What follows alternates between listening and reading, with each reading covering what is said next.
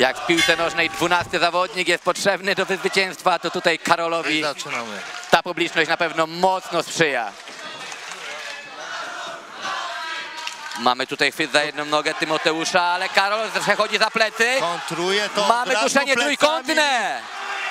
Mamy tam podłączone od razu duszenie.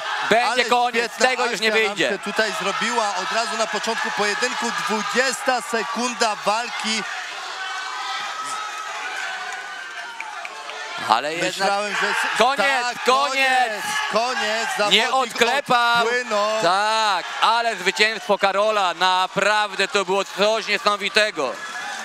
A przez duszenie zza pleców wygrywa Karol Rutkowski!